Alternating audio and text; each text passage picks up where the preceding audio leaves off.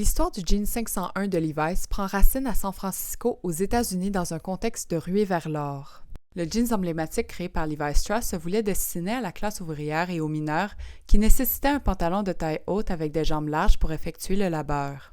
C'était donc un pantalon fonctionnel révolutionnant le monde ouvrier grâce au denim, un textile novateur à l'époque. Pendant les 150 années suivant sa conception, le 501 et son marché cible ont progressivement évolué, caractérisés par des ajustements subtils de coupe ayant généré des distinctions entre divers groupes sociaux.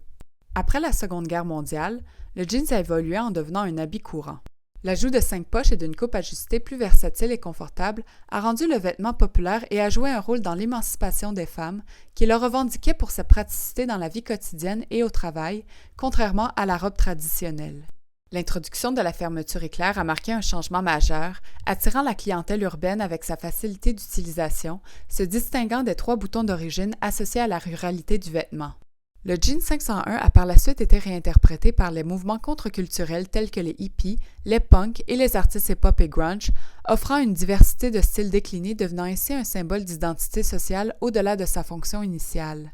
Les célébrités, notamment Marlon Brando dans The Wild One en 1953, ont d'ailleurs contribué à populariser le jean 501, le connectant à la culture populaire américaine et élevant son rapport entre les différentes strates sociales. Le jeans n'était plus seulement associé à la classe ouvrière, mais était désormais élevé au rang d'icône presque élitiste, ce qui a contribué à l'augmentation du prix d'achat.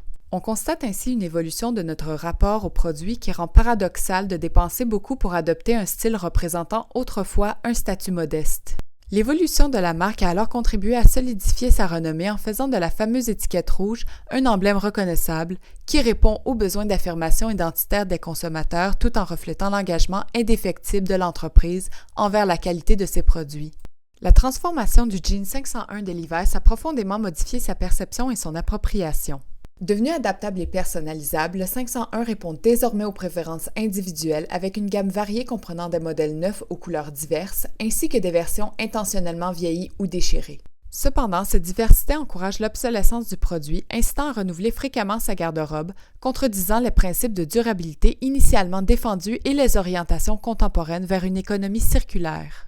Cette abondance expose aussi un paradoxe de choix pour les consommateurs, compliquant leur sélection du produit idéal car les multiples déclinaisons et l'absence de repères visuels clairs pour définir fondamentalement le jean 501 engendrent un processus décisionnel stressant, susceptible de décevoir quant au choix final. Cette approche préconstruite contredit les efforts écologiques de l'entreprise pour améliorer le processus de fabrication. L'usure préfabriquée compromet non seulement la durabilité prônée initialement, mais diminue aussi la connexion émotionnelle et la valeur sentimentale que le consommateur pourrait développer avec le produit.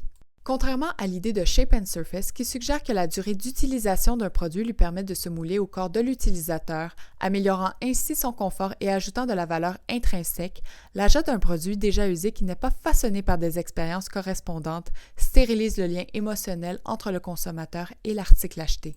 En plus de l'usure préméditée, la conception et l'utilisation du jean 501 de Levi's mettent en évidence les dilemmes qui entourent notre comportement social à l'égard d'une consommation responsable.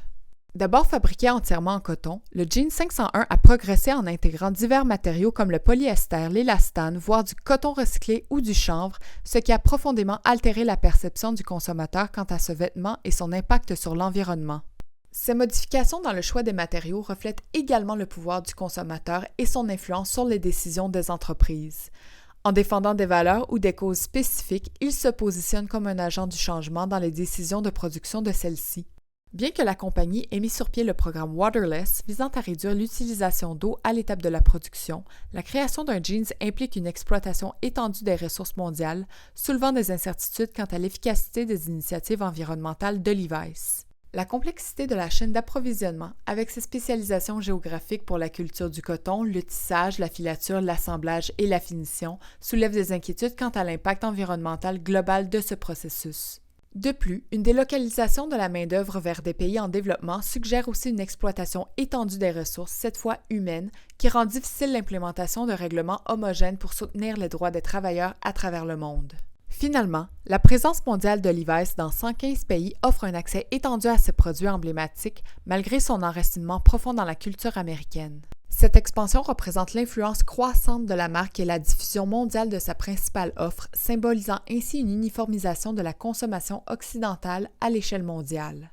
L'évolution du jean 501 de Levi's représente un récit complexe entremêlant succès commercial, transformation culturelle et enjeux sociaux et environnementaux.